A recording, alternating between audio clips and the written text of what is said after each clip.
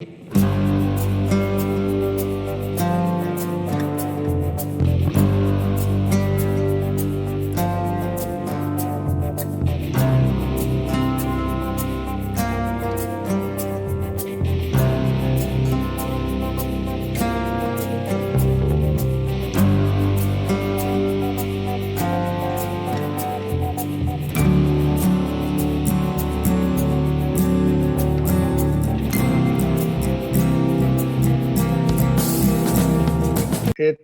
encourages you to keep doing what you do, and keep doing my cartoons, and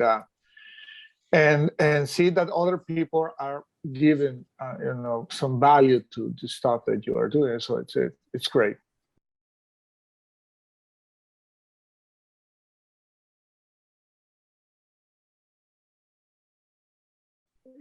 Things are even worse right now. We are over 100 independent journalism professionals who have left the country into exile in order to save their lives and to keep working.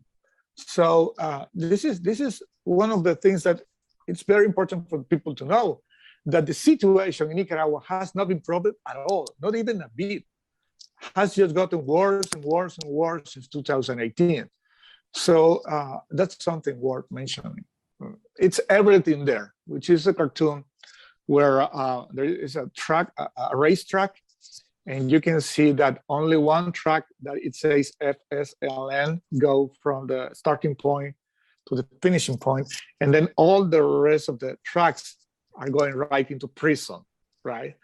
So that's exactly, in a nutshell, that's what is happening in Nicaragua this year. There are no elections. And I don't think nobody inside Nicaragua will buy that. And I really, really hope that nobody outside Nicaragua buy this, because it's all a huge lie. And we are talking about the same people sitting on the table pretending to be somebody else and deciding to support the regime. It's ridiculous to start with. Nobody can trust in them. Even their older allies, which were the big capital. We have people on jail that are members of the big capital. So I don't think it's realistic to think that there will be any kind of improvement with them in power. Not about justice, not about freedoms, not about democracy, not even about economy. Because even when the people that they have put in jail right now from the private sector are not like the richest ones, they are very close to those people. And even then they didn't care, they put them in jail to create that sensation. They will allow the workers to get into early Christmas vacation. That will help them to achieve this fake look. And the other thing that it's very possible that they may be doing just right after the electoral fraud of November 7th, is that they are going to call for a national dialogue. But we already know those kind of dialogues. They are going to be doing exactly the same that they are doing with these so-called elections.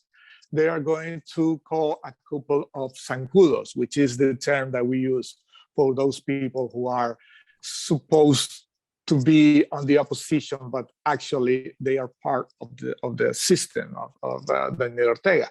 And this is something that we have been warning from Nicaragua for a while now. The thing that Ortega and Murillo are doing everything they want to without paying big personal consequences.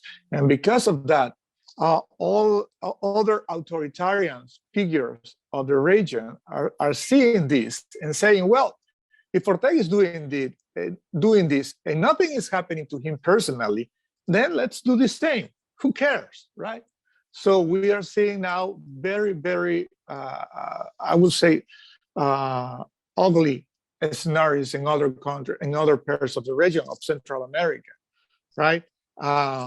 in Honduras, in El Salvador, in Guatemala. Why? Because they feel like, hey, if Ortega has killed so many, has stole so many things, including elections, and he's still there, and nothing has happened to him personally yet, then we can do the same. And it's a very dangerous, situation, because that problem will not stay in the region, on Central America. That problem will become a problem with the rest of the continent. For the people, will become a problem for Mexico, for the only country that is doing well in Central America, which is Costa Rica, well, in Panama, and even for the United States, and from Spain, for Spain. Why? Because all this problem will become a migrant problem.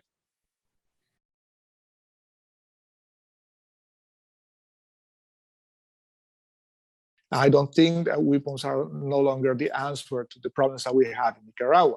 We have been in these cycles for hundreds of years of dictators and revolutions and internal and civil wars, and nothing has solved our main problem. And I think this time we should bet for a civic solution to this, which is, for me, having real elections. There is no doubt at all that if we have fair elections, Ortega will lose power. If Daniel Ortega and Rosario Murillo remain in power, its situation in Nicaragua will just keep getting worse and worse and worse. Why? Because that's what we have been seeing since 2018. As simple as that. Nothing has improved at all in any way. I do understand that right now there is a lot of things going on all around the world, and it's very hard to get people's attention, but we do need it.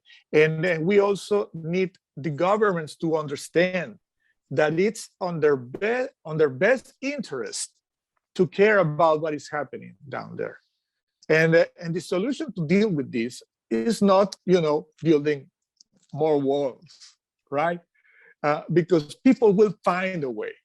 People will find a way, because they are not running just because they want a new iPhone. They are running to save their lives. And if you are in a position that you are desperate because you want to save your life, no matter what, you will find a way to get across those walls. Walls are not the answer.